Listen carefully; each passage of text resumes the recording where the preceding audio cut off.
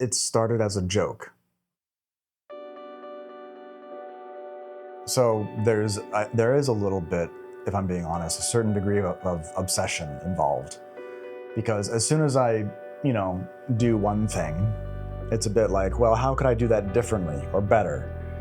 And so each rung up the ladder kind of reveals the next rung. And so I get excited about the next rung and then the one after that, right? And so it kind of becomes its own self-feeding process. And I don't know where that Jacob's ladder goes.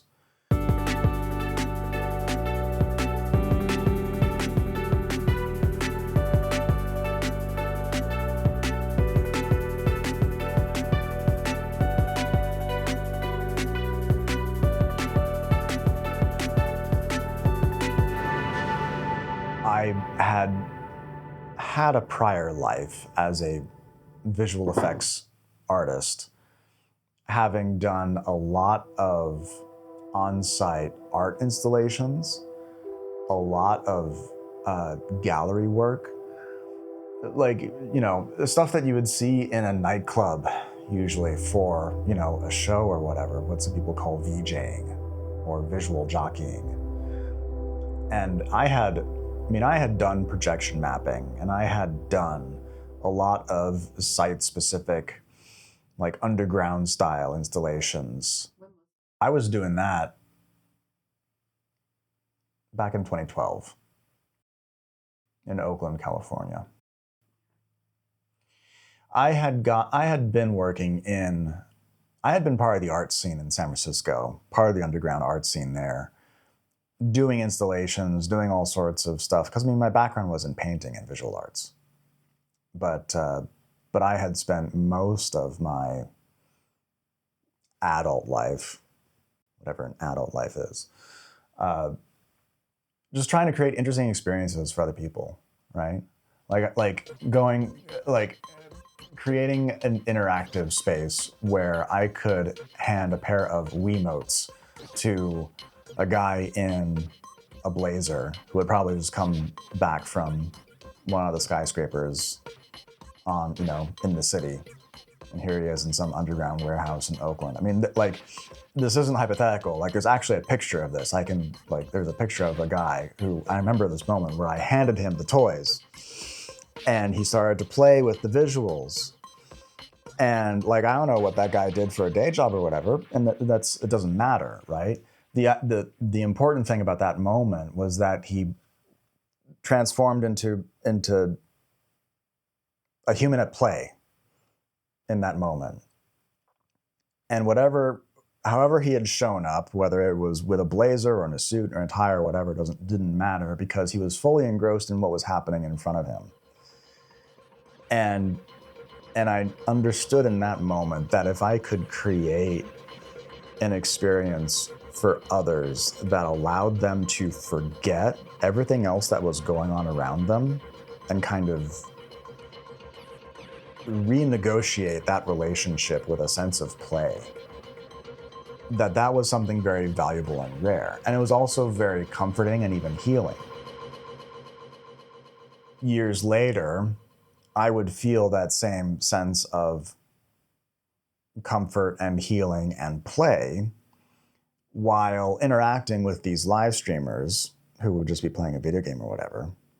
But the subject matter wasn't really the video game they were playing. It was the dialogue through the screen, and it had to be through a screen at that point, unfortunately, because we were all in lockdown, right? That was in 2020, 2021. Like I mentioned, I had been part of the art scene in the San Francisco Bay Area for some time, and part of that art scene was the performing arts scene. And I had become interested in this performing arts troupe in the area who were doing this thing called Butoh. Now, I eventually met the folks who ran that group, and I was lucky enough for some of them to become my teachers or teacher. The thing about Butoh is that it cultivates a hypersensitivity over what your body is doing and how you're moving in a given moment. And again, there's no set technique, so it's going to be different for each and every person. It's probably more akin to yoga that way than actual dance forms like jazz or modern or ballet or whatever. It doesn't have a set vocabulary, but it does force you to kind of build your own.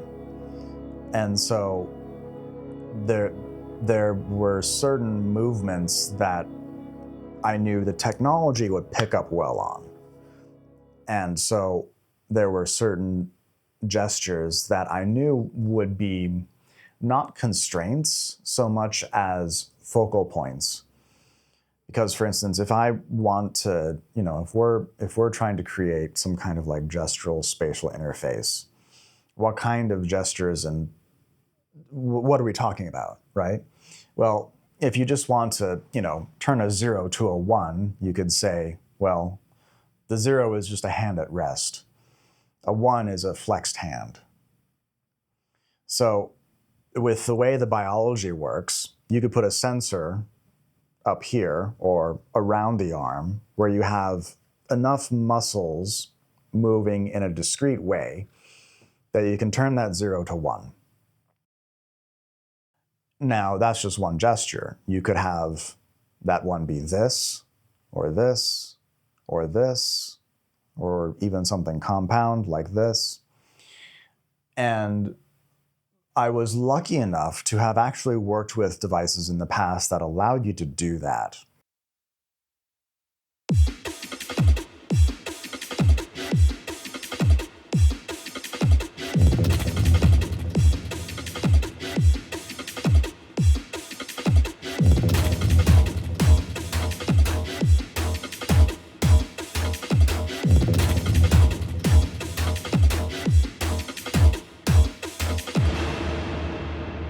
The stream has changed from the way it originally started. What it's evolved into is completely different than what it began as.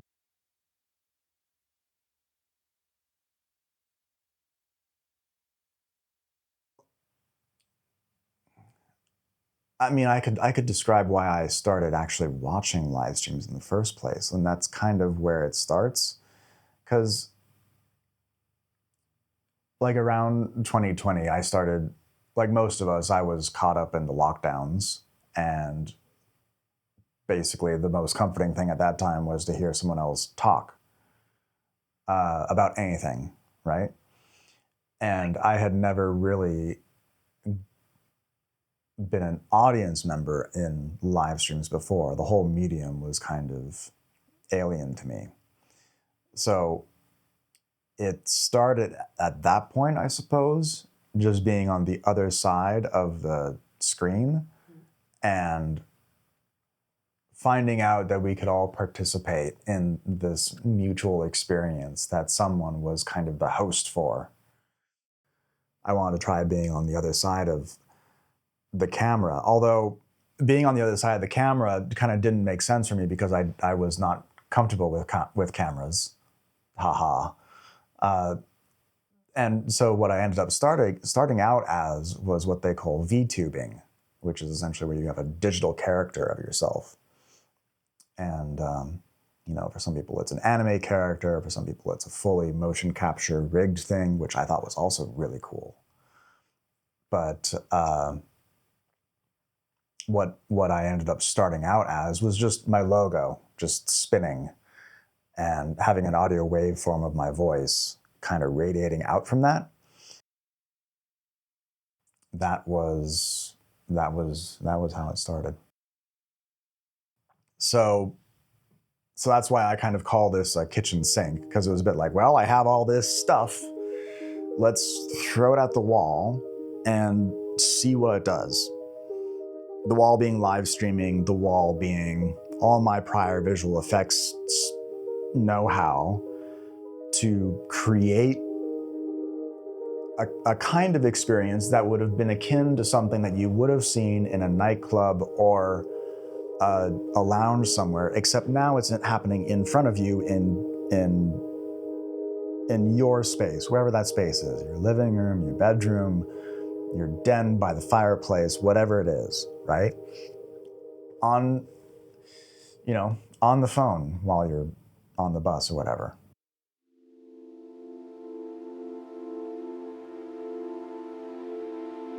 So these are Mio armbands. They were made by a company that no longer exists called Thaumic Labs.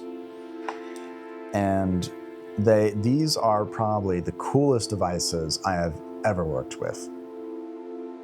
They were originally billed as consumer level gestural control. So like, for instance, you could be chopping your vegetables and like, I don't know, turn on the music or something with a flick of a wrist or whatever.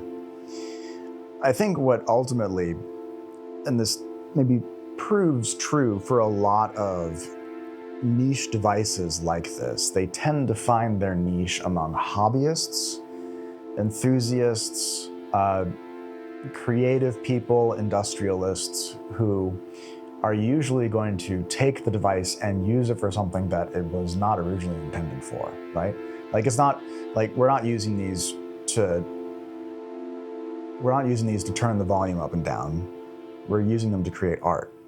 That machine right here is, its sole purpose is to talk to the armbands. So this device, two of them, will talk directly to this machine via that little blue dongle. So if there's a single point of failure in this whole mess of wires, it's that little blue dongle. If that blue dongle fails, I have to invent something else.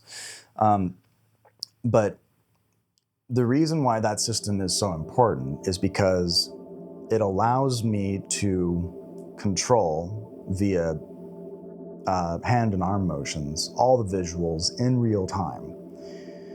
So I don't have to be turning knobs or dials or even using a touch screen. It's all quite literally attached to me. Now, two of these devices together on both arms allows us to cross-check two at the same time, right? So if I've got one hand that's making one kind of gesture and then another one that's doing another kind of gesture, that can be its own output. So basically, the software that I wrote allows us to demarcate different spatial zones. So up top, right in front, down low, right? And there's two arms.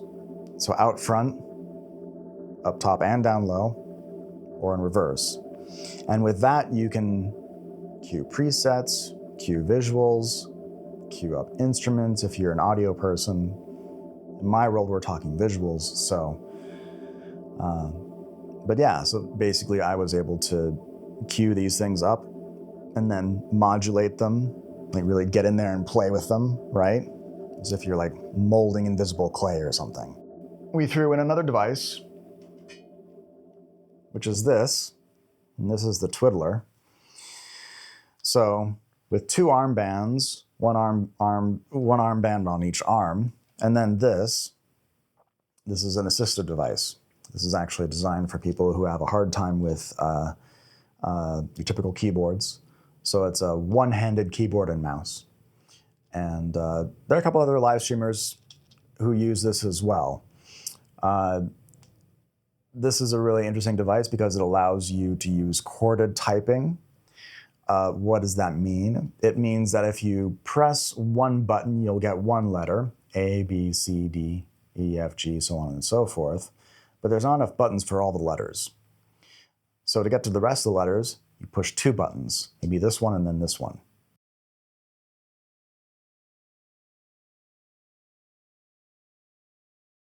So, server rack, its main job is to just keep all the gear in one spot.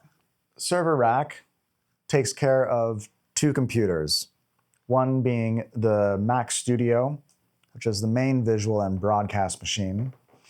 It also holds the Mac Mini that is used to talk to the Mio armbands. Capture card is used to capture me while I'm doing anything related to the green screen. So basically the camera gets filtered into the capture card gets filtered into the visual mixer, the software, along with everything else. So it all eventually has to come through to this machine. We have a couple different monitors. We've got a monitor up here for smaller Mac. We have an auxiliary monitor for the big Mac, haha. The main monitor for the Mac Studio, and a couple different cameras, an Instalink 360 for just whenever I'm walking around the room, usually for studio sessions or building new visuals. This lets me talk to people more directly. And we have a webcam up here because it was lying around and it's mostly just for the fun of it, right? Good for showing people the inside of the whole rack situation when it comes to that. Lots of shelving space, so that's good. Room to grow, basically, because if we do get more computers to kind of offload different portions of the visual mixing process, we could rack more Mac Minis, more computers, and then network everything over NDI. So everything is all hardlined together, goes into an Ethernet switcher up here, and eventually we'll be using patch panels and HDMI matrix. We just got some of this gear, so actually this past week, this whole situation looked different. Everything is constantly in a state of evolution. So yeah, it's a big project, but that's the basic tour.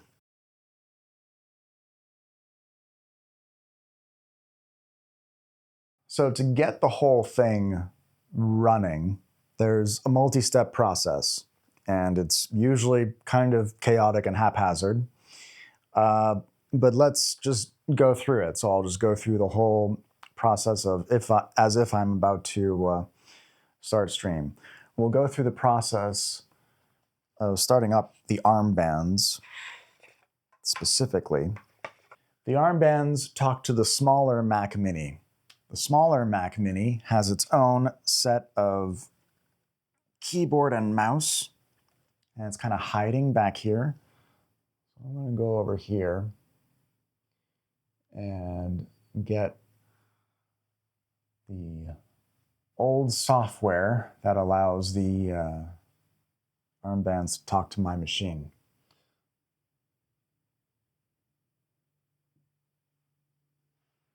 Okay, so we have battery and they're both connected. They connect automatically.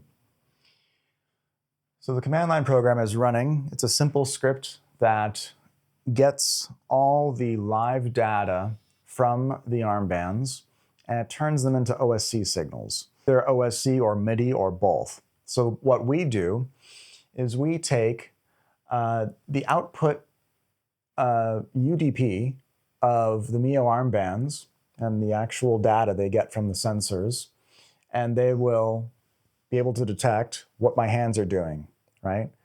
So we've created this, I've written this, so that when they are facing up, we get an at sky signal. If they're facing forward, then they're just at forward. And it'll cross-check all those values based on which gesture is active in what position. So let's connect the twiddler next, actually. The twiddler is a wireless device, but I've found that it works best with a hard line. So the way I do this now, the twiddler goes on the left hand, slides in like this. So you've got easy access with the fingers here. It needs to be connected up via USB-C. So we plug that guy in. And I found, because we're constantly swinging our arms around and doing funky, fancy dances moves, it's best for it to actually be strapped to me. So this is my highly advanced Velcro strap solution to an otherwise simple problem of the cord getting consistently disconnected. We have to get a couple of different pieces of software running. Number one is the bot that allows us to talk to the Twitch API. We have a second program that is used to run a special overlay. We open up VDMX. We're going to get the main project going. This is the main visual mixing project and program. The next steps is to get the camera running. So this camera is what actually shows me while I'm moving. So we have TwitchBot running. We have our special web overlay running. We have VDMX running. And we have the Mio armbands running. The last step is to get the broadcast software, OBS, running as well. And if we've done everything correctly up to this point, we'll be able to start OBS and we'll be able to actually see the whole system working. So what we do here is essentially we just make the whole setup bigger.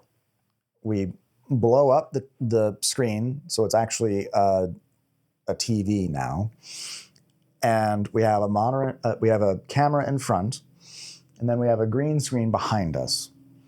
So what this allows me to do is it allows me to stand in the center, not think about what's going on with OBS and the visual mixer and all that kind of stuff, because that's fire and forget, more or less.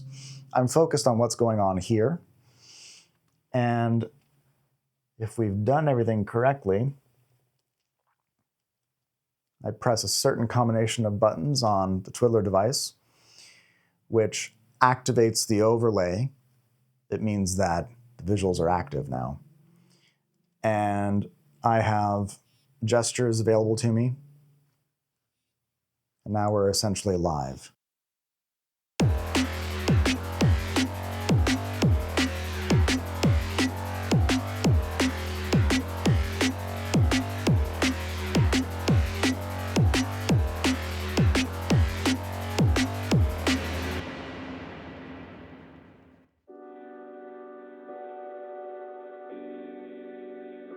So me coming at this as someone who is by nature and training a visual artist, but someone who has a deep grounding, I guess you could say, in the bodily aspect of that, creatively speaking. I want to marry those things together, right? And the fact is that there's just no instrument out there that allows me to do that out of the gate. So we have to build it, which is what all this is for.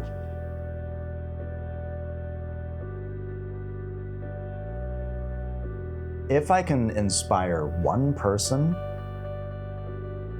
to do something that they thought either was not possible or something that certainly they could never do, but something that would nonetheless be really exciting to do, and then they end up just doing it, then I've succeeded.